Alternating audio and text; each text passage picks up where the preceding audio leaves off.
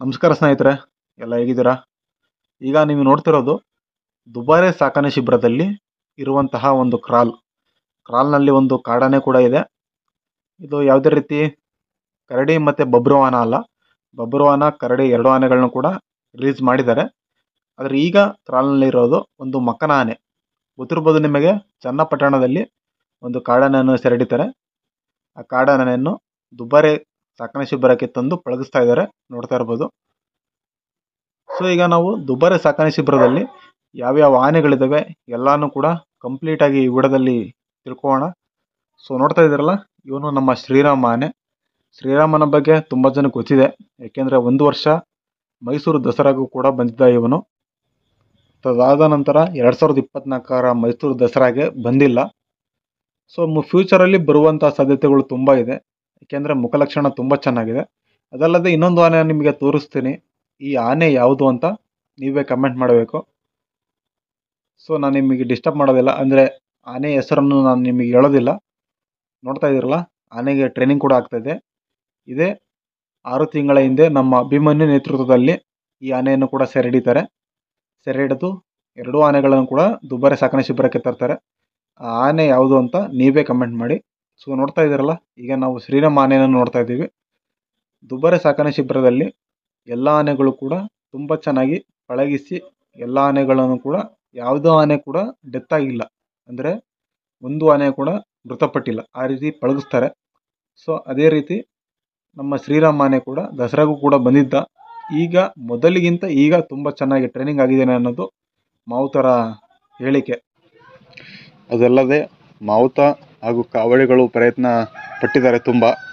ಅದೇ ರೀತಿ ಶ್ರೀರಾಮನು ಕೂಡ ಮೈಸೂರು ದಸರಾಗೆ ಬಂದು ಹೆಸರು ಮಾಡಲಿ, ತುಂಬ ಅಭಿಮಾನಿಗಳನ್ನು ಕೂಡ ಇವನು ಗಳಿಸ್ಕೊಳ್ಳಿ ಅನ್ನೋದು ನಮ್ಮ ಅಭಿಪ್ರಾಯ. ಸೊ ಈಗ ನಾವು ಪ್ರಶಾಂತ್ ಆನೆನ ನೋಡ್ತಾ ಇದ್ದೀವಿ. ಪ್ರಶಾಂತ್ ಆನೆ ಸರಿಸುಮಾರು 54-55 ವರ್ಷದ ಒಂದು ಗಂಡಾನೆ. ಸೊ ದುಬಾರೆ ಕ್ಯಾಂಪ್ನಲ್ಲಿ ಅತಿ ಹೆಚ್ಚು ವಯಸ್ಸಾಗಿರುವ ಆನೆ ಅಂದರೆ ಅದು ಪ್ರಶಾಂತ ಆನೆ ಬಗ್ಗೆ ತುಂಬ ವಿಡಿಯೋನ ಮಾಡಿದ್ದೀನಿ. ಸೊ ಹಳೆ ವಿಡಿಯೋಸ್ಗಳು ನೋಡಿದರೆ ಸಿಗ್ತವೆ. ಸೊ ಅದು ಮತ್ತು ನೆಕ್ಸ್ಟು ಇನ್ನು ಅದರ ಬಗ್ಗೆ ತುಂಬ ಮಾಹಿತಿಗಳನ್ನ ಕೊಡ್ತೀನಿ. ಸೊ ಇದು ಒಂದು ಕ್ಯಾಂಪ್ ಟೂರ್ ವಿಡಿಯೋ ಆಗಿರೋದ್ರಿಂದ ಚಿಕ್ಕ ಮಾಹಿತಿ ಕೊಟ್ಕೊತ ಹೋಗ್ತಾ ಇದ್ದೀನಿ. ಸೊ ಸ್ನಾನ ಮಾಡೋದಕ್ಕೆ ನಮ್ಮ ಪ್ರಶಾಂತ ಹೋಗ್ತಾ ಇದ್ದಾನೆ, ತುಂಬ ರಿಲ್ಯಾಕ್ಸ್ ಆಗಿ ನೋಡ್ತಾ ಇರ್ಬೋದು. ಸೊ ಈಗಾಗಲೇ ಕಾರ್ಯಾಚರಣೆಯನ್ನು ಮುಗಿಸಿ ನೋಡ್ತಾ ಇರ್ಬೋದು, ಚನ್ನಪಟ್ಟಣದಲ್ಲಿ ಮಹೇಂದ್ರ ಹಾಗೂ ಪ್ರಶಾಂತ, ನಮ್ಮ ಧನಂಜಯ ಹಾಗೂ ಏಕಲವ್ಯ 2ನೇ ಬ್ಯಾಚ್ನಲ್ಲಿ ಬರ್ತಾನೆ. ಮಹೇಂದ್ರ 1ನೇ ಬ್ಯಾಚ್ನಲ್ಲಿ ಬಂದಿರ್ತಾನೆ, ಮತ್ತು 2ನೇ ಬ್ಯಾಚ್ನಲ್ಲಿ ಬರೋದಿಲ್ಲ ಮದ ಇರೋ ಕಾರಣ. ಅದಾದ ನಂತರ ನಮ್ಮ ಏಕಲವ್ಯನೂ ಕೂಡ 2ನೇ ಬ್ಯಾಚ್ನಲ್ಲಿ ಹೋಗಿ ಮಕ್ಕನ ಆನೆ ಕಾಡಾನೆ ಕಾರ್ಯಾಚರಣೆಯಲ್ಲಿ ಭಾಗವಹಿಸಿ ಸಕ್ಸಸ್ ಆಗ್ತಾನೆ. ಸೊ ಪ್ರಶಾಂತನೂ ಕೂಡ ಹೋಗಿರ್ತಾನೆ, ಸುಗ್ರೀವ, ಈ ಎಲ್ಲ ಆನೆಗಳು ಕೂಡ ಹೋಗಿ ಕಾಡಾನೆ ಕಾರ್ಯಾಚರಣೆ ಮುಗಿಸಿ ಕಂಪ್ಲೀಟಾಗಿ ಸಕ್ಸಸ್ ಆಗಿ ಬರ್ತವೆ. ಸೊ ನೋಡ್ತಾ ಇದ್ದಾರಲ್ಲ, ನಮ್ಮ ಪ್ರಶಾಂತ ಸ್ನಾನ ಮಾಡ್ತಾ ಇದ್ದಾನೆ. ಈ ಕಡೆ ನಮ್ಮ ಮಾಣಿಕ್ಯ ಕೂಡ ಸ್ನಾನ ಆಗ್ತಾ ಇದೆ. ಟೂರಿಸ್ಟ್ಗಳಿಗೆ ಒಳ್ಳೆ ಪ್ಲೇಸ್ ಅಂತಲೇ ಹೇಳ್ಬೋದು. ಸೊ ತುಂಬ ಜನಕ್ಕೆ ಇದು ಒಂದು ರೀತಿ ಆನೆ ಬಿಡಾರ ಅನ್ನೋದಕ್ಕಿಂತ ಒಂದು ರೀತಿ ಟೂರಿಸ್ಟ್ ಪ್ಲೇಸ್ ಯಾವ ರೀತಿ ಇರುತ್ತೆ ಅಂದರೆ ಪರಿಸರ ಹಾಗೂ ಅಲ್ಲಿನ ವಾತಾವರಣ ಯಾವ ರೀತಿ ಅನ್ನೋದು ಡಿಪೆಂಡ್ ಆಗಿರುತ್ತೆ. ವಾತಾವರಣ ಚೆನ್ನಾಗಿದ್ದರೆ ಟೂರಿಸ್ಟ್ ಪ್ಲೇಸ್ ಆಗೋದಕ್ಕೆ ಎರಡನೇ ಅನುಮಾನನೇ ಇಲ್ಲ. ಸೊ ನಾನು ಹೇಳಿದ್ದೇನು ಅಂದರೆ, ಟೂರಿಸ್ಟ್ ಪ್ಲೇಸ್ಗಳಲ್ಲಿ ಆನೆಗಳಿದ್ದರೆ ಆನೆಗಳು ಬಿಡಾರ ಮಾತ್ರ, ಆನೆ ಬಿಟ್ಟರೆ ಏನಿಲ್ಲ ಅನ್ನೋದು ರೀತಿ ಒಬ್ಬೊಬ್ಬರು ಆಗಿರುತ್ತೆ.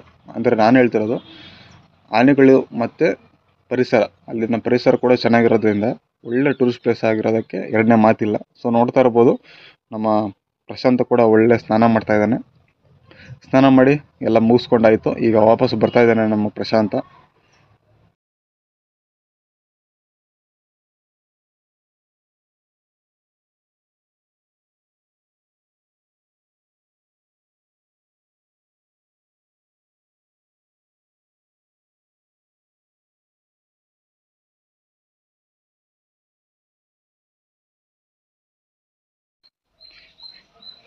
ಈಗ ನಾವು ದುಬಾರೆ ಸಾಕಣೆ ಶಿಬಿರದ ಮತ್ತೊಂದು ಆನೆ ಧನಂಜಯ ನೋಡ್ತಾ ಇರ್ಬೋದು. ಧನಂಜಯ ಈ ಗಂಡಾನೆ ಮಕನಾನೆ ನಡೀತಾರೆ, ಆನೆ ಇದ್ದಂಥ ಜಾಗದಿಂದ ಸ್ನಾನ ಮಾಡಿಕೊಂಡು ಮತ್ತೆ ತನ್ನ ಕ್ಯಾಂಪ್ನ ಹತ್ರ ಹೋಗ್ತಾ ಇದ್ದಾನೆ. ಎಲ್ಲರೂ ಪ್ರವಾಸಿಗರು ಕೂಡ ಬಂದು ಫೋಟೋ ಕೂಡ ತಗೊತಾ ಇದ್ದಾರೆ. ಸೊ ಫ್ಯೂಚರಲ್ಲಿ ಅಂಬಾರಿ ಊರ ಆನೆ ಅಂತಲೇ ಹೆಸರು ಮಾಡ್ತಾ ಇದ್ದಾನೆ. ಈ ಪಾರ್ಟಿಸಿಪೇಟ್ನಲ್ಲಿ 2 ಆನೆಗಳಿದ್ದಾವೆ, ಮಹೇಂದ್ರ ಮತ್ತು ಧನಂಜಯ. ಧನಂಜಯ ಅಂಬಾರಿ ಹೊರ್ತಾನೆ ಅಂದರೆ ನೀವು ಕಮೆಂಟ್ ಮಾಡಿ ಧನಂಜಯ ಅಂಬಾರಿ ಹೊರ್ತಾನೆ ಅಂತ. ಮಹೇಂದ್ರ ಆಗಿದ್ದರೆ ಮಹೇಂದ್ರ ಅಂತ ಕಮೆಂಟ್ ಮಾಡಿ. ಸೊ ಒಟ್ಟಿನಲ್ಲಿ 2 ಆನೆಗಳು ಕೂಡ ಪೈಪೋಟಿ ಮಾಡ್ತಾನೆ ಇದ್ದಾವೆ. ಸೊ ಮತ್ತು ಇನ್ನೊಂದು ಆನೆ ಕೂಡ ಇದರಲ್ಲಿ ಪೈಪೋಟಿ ಮಾಡ್ತಾಯಿದೆ, ಪ್ರಶಾಂತ ಕೂಡ ಇದ್ದಾನೆ. ಯಾಕೆಂದರೆ ಅಕಸ್ಮಾತ್ 2 ಆನೆಗಳಿಗೆ ಏನಾದರೂ ಪ್ರಾಬ್ಲಮ್ ಆದರೆ ಪ್ರಶಾಂತ್ ಆನೆನ ಪಕ್ಕದಲ್ಲಿ ಬ್ಯಾಲೆನ್ಸ್ ಮಾಡೋದಕ್ಕೆ ನಿಲ್ಲಿಸ್ಕೊಂಡಿದ್ದಾರೆ. ಸೊ ಪ್ರಶಾಂತನಿಗೆ ಕೂಡ ಟ್ರೈನಿಂಗ್ ಆಗ್ತಾಯಿದೆ. ನೋಡ್ತಾ ಇದ್ದಾರಲ್ಲ, ಈ ಕ್ಯಾಂಪ್ನಲ್ಲಿ ಅತಿ ಎತ್ತರದ ಆನೆ ಅಂದರೆ ಸಾರಥಿ ಮತ್ತು ಧನಂಜಯ. ಈ ಎಲ್ಲ ಆನೆಗಳು ಕೂಡ ತುಂಬ ಅತಿ ಎತ್ತರದ ಆನೆಗಳೇ. ಈಗ ಧನಂಜಯನಿಗೆ ಸ್ನಾನ ಬೇರೆ ಆಯಿತು. ಸ್ನಾನ ಆದಮೇಲೆ ಅವನಿಗೆ ರಾಗಿ ಮುದ್ದೆ ಕುಸರಿನ ಕೊಟ್ಟು ಮತ್ತು ಅವನನ್ನು ಕಾಡಿಗೆ ಬಿಡ್ತಾರೆ. ಈಗ ನಮ್ಮ ಕಣ್ಮುಂದೆ ಇರುವ ಆನೆ ಹೆಸರು ರಂಜನ್ ಅಂತ. ಈಗ ನಮಗೆ ಕಾಣಿಸ್ತಾ ಇದ್ದಲ್ವ, ಈ ಆನೆ ಹೆಸರು ರಂಜನ್ ಅಂತ. ಒಂದು ರೀತಿ ನಮ್ಮ ಭೀಮನ ರೀತಿಯೇ ಕಾಣಿಸ್ತಾನೆ ನೋಡೋದಕ್ಕೆ. ಮುಖಲಕ್ಷಣದಲ್ಲಿ ಸೇಮ್ ಟು ಸೇಮ್ ಭೀಮ ಇದ್ದಾನೆ. ಅಂದರೆ ಭೀಮನಿಗೆ ತುಂಬ ಅತಿ ಎತ್ತರವಾದ ದೇಹ ಇದೆ, ಅಂದರೆ ಎತ್ತರ ಇದ್ದಾನೆ ಭೀಮ. ರಂಜನ್ನು ಕೂಡ ಅದೇ ರೀತಿಯೇ ಇದ್ದಾನೆ, ಭೀಮನಿಗಿಂತ 1-2 ವರ್ಷ ಚಿಕ್ಕವನಷ್ಟೇ. ಅದನ್ನು ಬಿಟ್ಟರೆ ಸೇಮ್ ನೋಡೋದಕ್ಕೆ ಭೀಮನ ರೀತಿಯೇ ಇದ್ದಾನೆ. ನೋಡ್ತಾ ಇರ್ಬೋದು, ಈಗ ನಮ್ಮ ಚಿಕ್ಕ ಆನೆ ಮರಿ ಪಾರ್ಥನಿಗೆ ಟ್ರೈನಿಂಗ್ ಕೂಡ ಆಗ್ತಾಯಿದೆ. ಟ್ರೈನಿಂಗ್ ಮಾಡ್ತಾನೆ, ಆನೆಯ ಬಾಯಿಗೆ ರಾಗಿ ಮುದ್ದೆ ಆಗಿರ್ಬೋದು, ಕುಸರೆ ಆಗಿರ್ಬೋದು ಕೊಟ್ಕೊಂತ ಟ್ರೈನಿಂಗ್ ಕೊಡ್ತಾರೆ. ಆ ರೀತಿ ಟ್ರೈನಿಂಗ್ ಕೊಡೋದ್ರಿಂದ ಆನೆಗಳು ಚೆನ್ನಾಗಿ ಪಳಗ್ತವೆ ಅನ್ನೋದು ಎಲ್ಲರಿಗೂ ಗೊತ್ತಿದೆ. ಅದಲ್ಲದೆ ಈಗ ನಮ್ಮ ಮತ್ತೊಂದು ಆಕರ್ಷಣೆಯ ಆನೆ ಕಂಜನ್ ಅಂತ. ಕಂಜನ್ನು ಹಾಗೂ ನಮ್ಮ ಪ್ರಶಾಂತ 2 ಆನೆಗಳ ಜೊತೆ ನೋಡ್ತಾ ಇರ್ಬೋದು, ಕಾಣಿಸ್ತಾ ಇದ್ದಾವೆ ಫ್ರೇಮ್ನಲ್ಲಿ. ಪ್ರಶಾಂತನ ಜೊತೆ ಫೋಟೋ ತೆಗಿಸ್ತಾ ಇದ್ರು, ಹಾಗೂ ಕಂಜನ್ಗೆ ಟ್ರೈನಿಂಗ್ ಕೊಡ್ತಾ ಇದ್ದಾರೆ.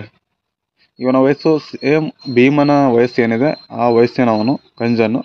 ಒಟ್ಟು ಫ್ಯೂಚರಲ್ಲಿ ಭೀಮನ ರೀತಿ ಆಗೋದು ಯಾವ ರೀತಿ ಅವರ ಮಾವತರು ಪಳಗಿಸ್ತಾರೆ ಅದ್ರ ಮೇಲೆ ಬಿಟ್ಟಿದ್ದು. ಇನ್ನೂ ಆನೆಗೆ ಧೈರ್ಯ, ಶಕ್ತಿ ಹಾಗೂ ಅದೇನಿದೆ ಟ್ರೈನಿಂಗು ಅದನ್ನೆಲ್ಲ ಕೊಟ್ಟರೆ ಒಳ್ಳೆಯ ಫ್ಯೂಚರಲ್ಲಿ ಒಳ್ಳೆ ಆನೆ ಆಗ್ಬೋದು. ಮುಖಲಕ್ಷಣದಲ್ಲಿ ಮಾತ್ರ ತುಂಬ ಸಖತ್ತಾಗಿರೋ ಆನೆ ಅಂತಲೇ ಹೇಳ್ಬೋದು. ಕಂಜನ್ ಇದು 2 ಬಾರಿ ನಮ್ಮ ಮೈಸೂರು ದಸರಾ ಕೂಡ ಎಂಟ್ರಿ ಕೊಟ್ಟಿದ್ದಾನೆ. ಕಂಜನ್ ಕೂಡ ಫ್ಯೂಚರಲ್ಲಿ ಒಳ್ಳೆಯ ಹೆಸರು ಮಾಡಲಿ. ಈಗ ನಮ್ಮ ಕಣ್ಮುಂದೆ ಕಾಣಿಸ್ತಿರೋ ಆನೆ ಹೆಸರು ರಂಜನ್ ಅಂತ. ಈಗಾಗಲೇ ರಂಜನ್ ಆನೆಯ ವಿಡಿಯೋ ನೋಡಿದ್ರಿ. ಈಗ ಕಾಣಿಸ್ತಿರುವ ವಿಡಿಯೋ ಯಾವುದಪ್ಪ ಅಂದರೆ ರಂಜನ್ ಕಾಡಿಗೆ ಹೋಗಿ ಬರಬೇಕಾದ್ರೆ ತೆಗೆದಂತಹ ವಿಡಿಯೋ ಇದು ರಂಜನ್ದು. ಸೊ ನೋಡ್ತಾ ಇದ್ರಲ್ಲ, ಒಂದು ಕಡೆಯಿಂದ ನೋಡಿದರೆ ಸೇಮ್ ಭೀಮನ ರೀತಿ ಕಾಣಿಸ್ತಾನೆ. ಅಂದರೆ ಭೀಮನಿಗಿಂತ ವಯಸ್ಸಿನಲ್ಲಿ ಚಿಕ್ಕವನು ಇವನು. ಅಂದರೆ ಫ್ಯೂಚರಲ್ಲಿ ಒಳ್ಳೆ ಆನೆ ಆಗ್ಬೋದು.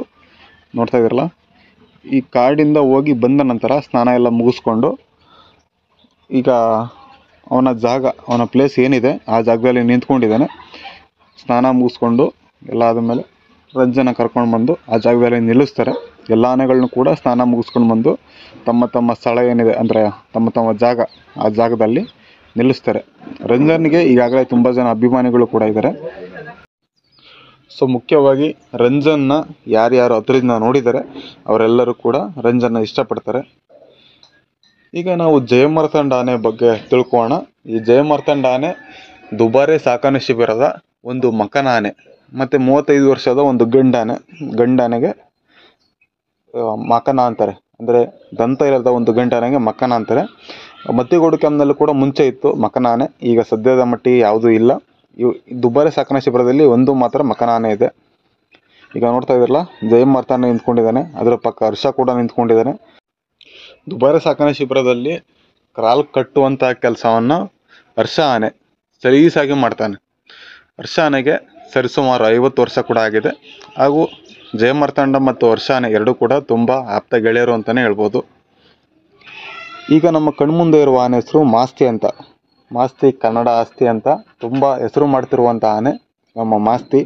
ವಯಸ್ಸು ಚಿಕ್ಕದಾಗಿದ್ದರೂ ಕೂಡ ತುಂಬ ಒಳ್ಳೆಯ ಮುಖಲಕ್ಷಣ ಹೊಂದಿರುವಂಥ ಆನೆ. ಕನ್ನಡದಲ್ಲಿ ಹೇಳಿದರೆ ಅರ್ಥ ಮಾಡಿಕೊಳ್ಳುವಂಥ ಆನೆ ನಮ್ಮ ಮಾಸ್ತಿ.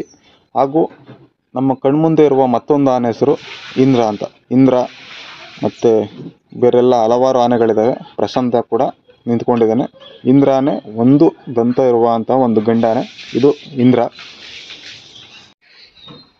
ಆ್ಯಂಡ್ ಈಗ ಪ್ರವಾಸಿಗರು ಎಲ್ಲರೂ ಕೂಡ ನಮ್ಮ ಪ್ರಶಾಂತನ ಬಳಿ ಬಂದು ಫೋಟೋನ ತೆಗಿಸ್ತಾನೆ ಇದ್ದಾರೆ.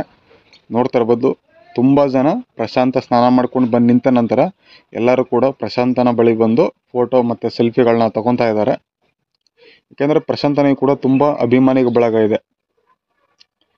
ನೋಡ್ತಾ ಇದ್ದೀರಲ್ಲ, ಇನ್ನೊಂದು ನಮ್ಮ ಆಕರ್ಷಣೆಯ ಆನೆ ಅಜ್ಜಯ್ಯ ಆನೆ.